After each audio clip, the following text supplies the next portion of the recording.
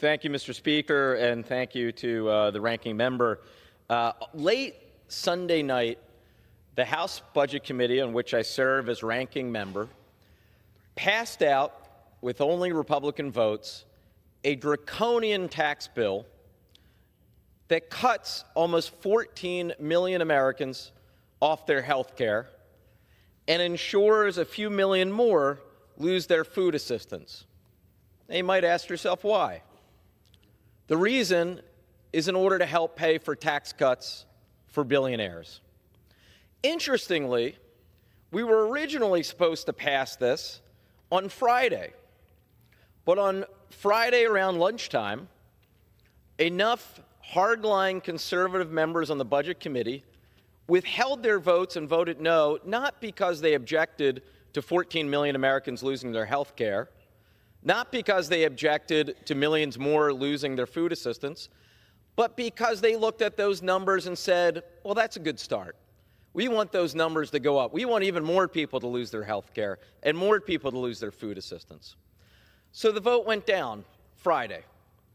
We come back Sunday night, and suddenly the vote is called again. I raised the question as a parliamentary inquiry.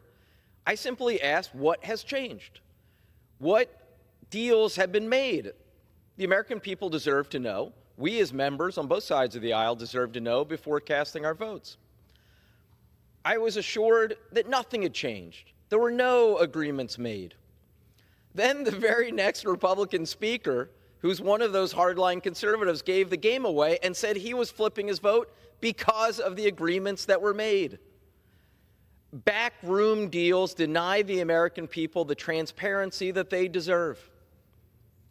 Now, one of the things we keep hearing on the other side of the aisle is that we need to get this done, otherwise taxes will go up on the American people. Apparently, the president said that today while he was here in this building.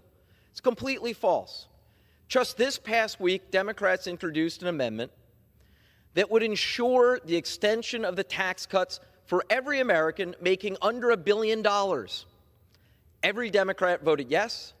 Every Republican voted no. So you see, this really is about the tax cuts for billionaires. Now, the president has also said, and I quote, he would love and cherish Medicaid. Well, my Republican friends have an opportunity, all of those included who have said that they would protect Medicaid, they have an opportunity to prove it. Right now, at the well of the House chamber, is a discharge petition that would force a vote on my legislation, the Hands Off Medicaid and SNAP Act.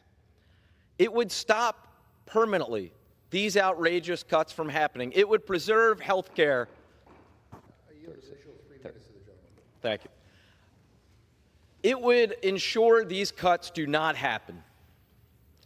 Right now, we have 211 signatures, all from Democrats.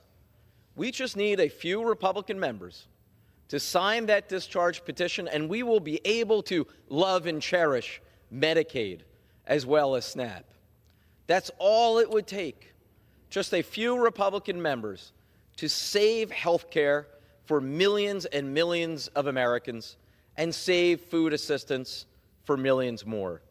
I think it is clear, Mr. Speaker, the difference in the priorities between this side of the aisle and the other side. It is the members on this side of the aisle that are fighting to save health care for the American people, and it's that side of the aisle who are fighting for the billionaire class. With that, I yield back to the gentleman.